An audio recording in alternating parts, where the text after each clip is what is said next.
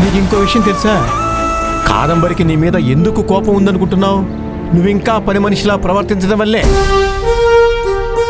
అఫీషియల్గా నీ పెళ్లి రిజిస్ట్రేషన్ అయినా సరే నువ్వింకా భయంగా బతుకుతూ పని మనిషిలానే ఉంటే కాదంబరి మాత్రం ఎందుకు నిన్ను దగ్గరికి తీసుకుంటుంది? నువ్వే నీ స్థాయిని పెంచుకోవాలమ్మా.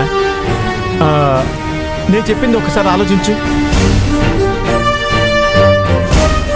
మనం నడుచుకునే తీరును బట్టే అవతల వాళ్ళు మనల్ని గౌరవిస్తారు.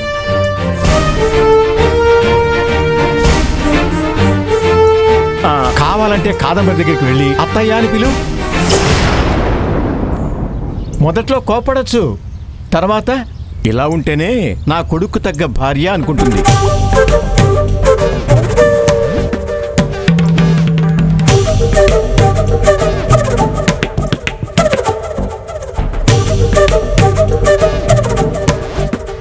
పోనీలే, సమాధానం చెప్పకపోయినా ఆలోచనలో పడిందంటే నేను చెప్పిన మాటలు తనకు అర్థమై ఉంటాయి.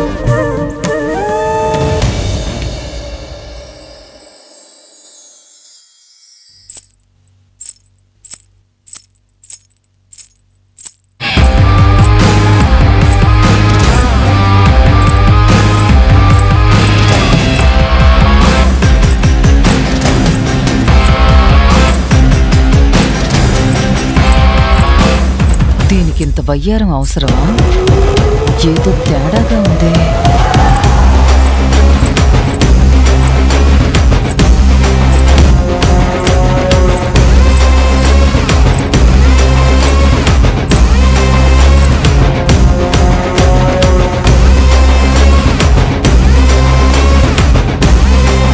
ఏంటి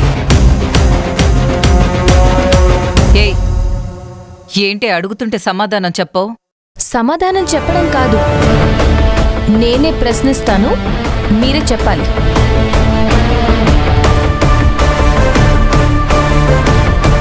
ఏం చెప్పాలి? మధ్యాహ్నం లంచ్కి ఏమేం వండమంటారు అత్తయ్య గారు?